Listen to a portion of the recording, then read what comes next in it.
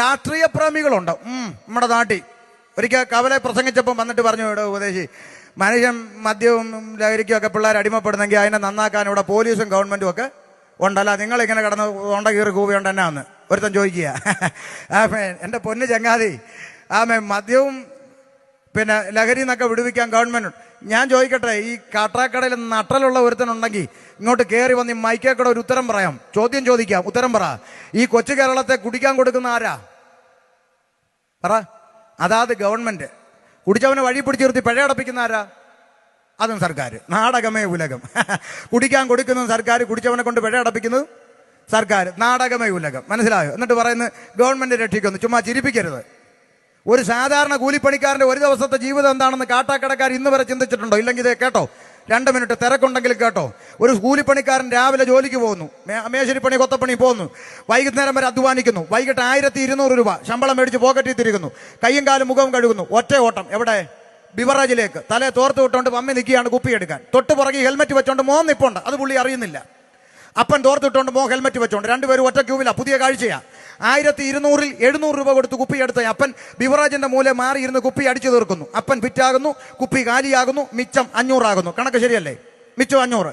കാലിക്കുപ്പിയും കൊണ്ട് അപ്പൻ ആടി ആക്രിക്കട വരുന്നു, കാലിക്കുപ്പി അവിടെ കൊടുക്കുന്നു, കുപ്പിക്ക് കിട്ടി 3 രൂപ. അരിക്ക് 1 രൂപയല്ലേ ഉള്ളൂ. വികസനമാണല്ലോ, വികസനം. അതുകൊണ്ട് 3 കിലോ അരി വീട്ടിലെത്തും. പെണ്ണും പിള്ളയ്ക്ക് പരാതിയില്ല. അപ്പൊ 3 കിലോ അരിയും കൊണ്ട് ഇവൻ ആടി കൈനറ്റിക് കൊണ്ട് എടുത്ത് വീട്ടിൽ പോകുമ്പോൾ ദാ വരുന്നു അടുത്ത ഇരുട്ടടി. ഏത്?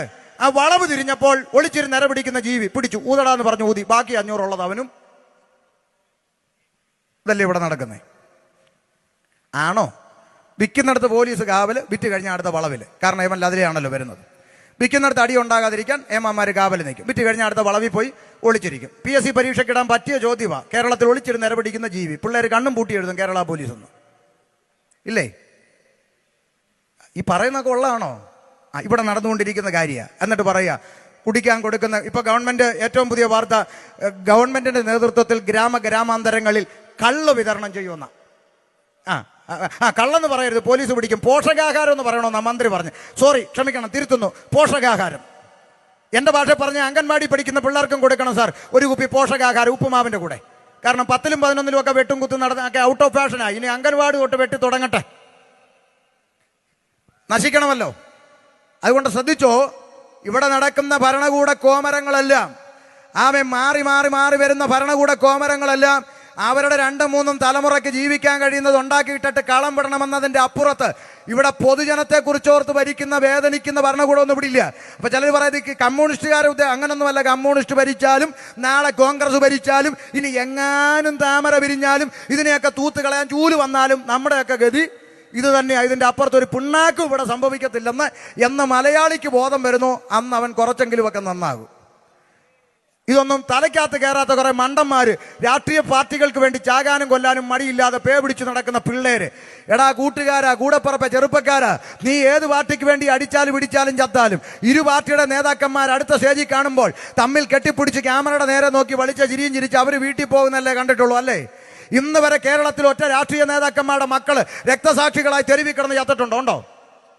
രാഷ്ട്രീയ നേതാക്കന്മാരുടെ മക്കൾ അമേരിക്ക, UK, ഓസ്ട്രേലിയ, കാനഡ പോയി പഠിച്ചു, നല്ല ജോലി മേടിച്ചു, നല്ല വീട് മേടിച്ചു, നല്ല കാറ് മേടിച്ച് അവർ നല്ല ശമ്പളം മേടിച്ചു, നന്നായി ജീവിക്കുന്നു. ഇടയ്ക്കിടയ്ക്ക് നേതാക്കന്മാർ മക്കളെ കാണാൻ ഫ്ലൈറ്റ് കയറുന്നു. മക്കളുമായി ഒന്നിച്ചിരുന്ന് ചിക്കനും മട്ടനും കടിച്ചു പറിക്കുന്ന വീഡിയോ പിടിച്ച് ഫേസ്ബുക്കിലും യൂട്യൂബിലും ഇടുമ്പോൾ ഇങ്ങകലെ കാട്ടാക്കട പെറ്റ തള്ളയ്ക്ക് കഞ്ഞി കൊടുക്കാത്തവൻ വീഡിയോ കണ്ട് ലൈക്കും കമന്റ് പഠിച്ച് റോഡിൽ കിടന്ന് ജാകുന്നു. ഇതല്ലേ നമ്മൾ കണ്ടുകൊണ്ടിരിക്കുന്ന രാഷ്ട്രീയം? എടാ, എന്നാടാ നിനക്കൊക്കെ നേരം വിളിക്കുന്നത്? ആരാ നിനക്ക് വേണ്ടി കരയുന്നത്? 10 മാസം വയറ്റിൽ ചുമന്ന പെറ്റതള്ളയുടെ കണ്ണും തോളി കൈയിട്ടുകൊണ്ട് സ്കൂളിൽ പോയ കൂടപ്പറപ്പിന്റെ കണ്ണും കാലാകാലം നിന്നെ ഓർത്ത് കരഞ്ഞുകൊണ്ടിരിക്കുമെന്നതിനപ്പുറത്ത് ഒരു ചുക്കും ഇവിടെ സംഭവിച്ചിട്ടില്ല. ഉണ്ടോ? നിങ്ങൾ പറ. നാടകങ്ങൾ എവിടെല്ലാം നടന്നുകൊണ്ടിരിക്കുന്നേ. അപ്പൊ പൊതുജനത്തെ വെറും കഴുതകളാക്കിക്കൊണ്ട് മാറി മാറി വരുന്ന ഭരണകൂട കോമരങ്ങള് ഇമ്മാതിരി കാര്യങ്ങൾ ഇന്നും മനുഷ്യനെ രക്ഷിക്കുമെന്ന് പറഞ്ഞ് ചുമ്മാ ഞങ്ങളെ ചിരിപ്പിക്കരുതെന്നാ പറഞ്ഞത്.